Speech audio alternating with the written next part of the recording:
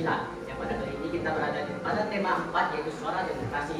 Pada kesempatan kali ini kami dari kelompok 5 akan mempresentasikan pengertian ciri-ciri serta penerapan suara demokrasi dalam kehidupan sehari-hari. Nah, sebelum kami memasuki dan membahas materi yang lebih lanjut, izinkan kami dari kelompok 5 memperkenalkan diri. Saya John Manuel sebagai moderator dan sebelah kanan saya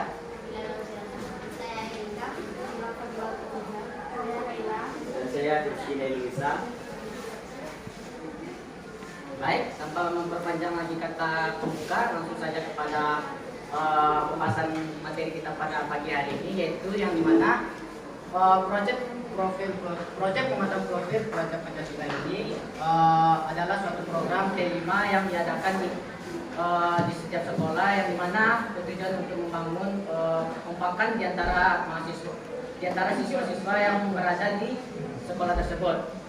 Dan tema kita kali ini adalah suara demokrasi. Sebelum itu kita harus mengetahui dulu apa itu demokrasi secara umum dan secara luas. Yang akan disampaikan pada kali ini adalah pengertian demokrasi yang akan disampaikan oleh Nabila. Pada Nabila kita persilakan. Pengertian demokrasi. Demokrasi adalah sistem pemerintahan di mana kekuasaan politik dan pengambilan keputusan dilakukan oleh rakyat atau warga negara, baik secara langsung maupun melalui perwakilan yang dipilih. Oke, baik. Di sini kita dapat menyimpulkan bahwa demokrasi itu merupakan suatu kerjasama atau musyawarah yang diadakan atau yang bisa kita ambil dalam kehidupan sehari-hari untuk mengambil sebuah keputusan, baik itu secara langsung maupun perwakilan. Dari pengertian kita juga masuk kepada ciri-ciri demokrasi. Apa saja ciri-ciri demokrasi yang akan disampaikan oleh Erika? Baik, ciri-ciri demokrasi yaitu yang pertama, partisipasi aktif warga negara. Yang kedua, kebebasan berpendapat. Yang ketiga, persamaan di depan hukum. Yang keempat, pemilihan umum yang bebas dan adil. Yang kelima, kedaulatan rakyat. Dari ciri-ciri demokrasi ini kita dapat menyimpulkan bahwa demokrasi itu diadakan untuk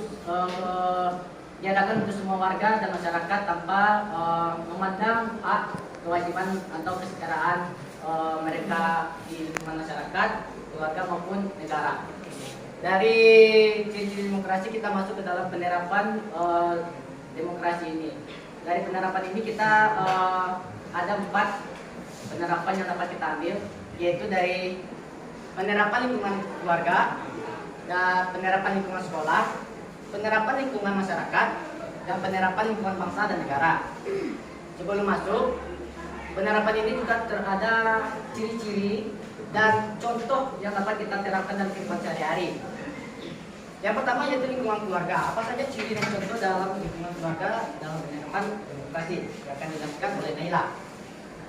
Lingkungan keluarga ciri-cirinya adalah pengambilan keputusan bersama, saling menghargai pendapat dan keadilan dalam pembagian tugas di rumah. Contohnya musyawarah keluarga. Membahas rencana liburan bersama dengan mempertimbangkan pendapat seluruh anggota keluarga. Yang kedua, pembagian tugas rumah. Menetapkan jadwal membersihkan rumah secara adil di antara anggota keluarga. Yang ketiga, menghargai pendapat anak. Orang tua mendengarkan dan mempertimbangkan keinginan anak untuk memilih ekskul yang akan diikuti di sekolah. Oke, baik. Jadi keluarga sendiri juga kita sering mengadakan atau sering terjadi dalam lingkungan keluarga, baik itu dalam rumah maupun di rumah tangga, maupun di rumah tangga tetangga kita sebelah, bisa terjadi demokrasi.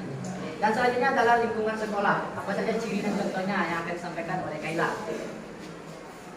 Baik, di sini saya akan menyampaikan dari lingkungan sekolah. Ciri-cirinya yaitu berpartisipasi siswa dalam mengambil keputusan, pemilihan perwakilan secara demokratis, dan penghargaan terhadap perbedaan pendapat.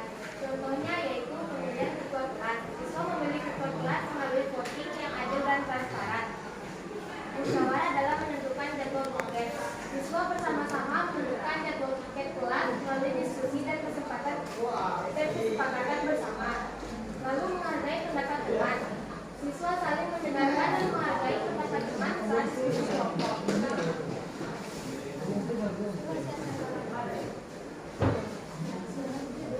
Selanjutnya yaitu lingkungan masyarakat yang akan disampaikan oleh Rizky. Untuk penerapan demokrasi yang ketiga yaitu di lingkungan masyarakat. Ciri-cirinya keterlibatan warga dalam kegiatan sosial, pengambilan keputusan melalui musyawarah, dan pemilihan pemimpin komunitas secara demokratis. Contohnya yaitu yang pertama pemilihan ketua RT dan RW. Warga memilih ketua RT atau RW melalui musyawarah mufakat atau voting. Yang kedua gotong royong. Masyarakat bekerjasama membersihkan lingkungan atau membangun fasilitas umum. Yang ketiga musyawarah desa. Warga desa berkumpul untuk membahas dan memutuskan program pembangunan desa secara bersama-sama. Dan secara penerapan lingkungan di masyarakat tersebut kita masuk pada penerapan lingkungan yang paling luas yang kita bisa terapkan, yaitu di lingkungan bangsa dan negara yang akan dijelaskan oleh Nabila kembali. Bangsa dan negara. Ciri-cirinya yaitu keterlibatan warga negara dalam proses politik, pemilihan umum yang bebas dan adil, serta penghormatan terhadap hak asasi manusia. Contohnya yaitu yang pertama pemilihan umum. Warga negara memberikan suara dalam pemilu untuk memilih presiden, anggota legislatif, dan kepala daerah. 2. Kebebasan pers. Media massa bebas memberitakan informasi tanpa sensor, asalkan sesuai dengan kode etik jurnalistik. Yang ketiga, demonstrasi damai. Warga negara menyampaikan aspirasi atau protes melalui unjuk rasa yang tertib dan sesuai dengan peraturan. Oke, baik, terima kasih. Kita masuk kepada sesi tanya jawab yang akan satu orang saja bertanya. Ada yang bertanya? Oke, terusin. Dari kelompok 2, apa yang dimaksud dengan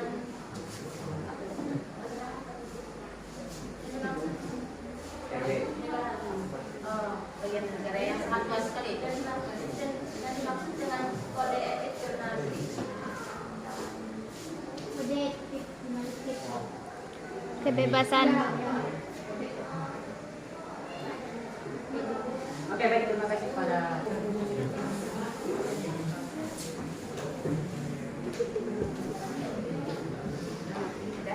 etik jurnalistik itu adalah suatu pedoman atau aturan dalam masyarakat yang mengatur bagaimana seorang jurnalis itu bekerja tanpa mengganggu privasi ataupun kepercayaan publik terhadap media. Contohnya yaitu adalah menghindari fitnah ataupun hoax. Kita harus mempelajari bagaimana fitnah dan hoax itu apakah benar terjadi di masyarakat atau sekedar hanya omongan belaka yang akan membuat konflik di antara masyarakat dan menyebabkan perpecahan belahan. Oke. Baik, kita masuk pada kesimpulannya. Kesimpulannya adalah demokrasi adalah sistem yang menjunjung tinggi keterlibatan kebebasan dan kesetaraan dalam pengambilan keputusan di lingkungan di dalam berbagai lingkungan mulai dari lingkungan keluarga hingga negara. Penerapan demokrasi membantu menciptakan harmoni, rasa keadilan dan penghormatan terhadap hak setiap individu. Dengan menjalankan nilai-nilai demokrasi, masyarakat dapat berkembang menjadi lebih inklusif, adil, dan saling menghargai. Baik, sekian terima kasih. Terima kasih pada teman-teman yang telah meluangkan waktunya untuk kami. Kami berharap apa yang telah kami sampaikan ini dapat teman-teman terapkan dalam kehidupan sehari-hari. Sekian dan terima kasih. Kami pamit undur diri dan Assalamualaikum warahmatullahi wabarakatuh.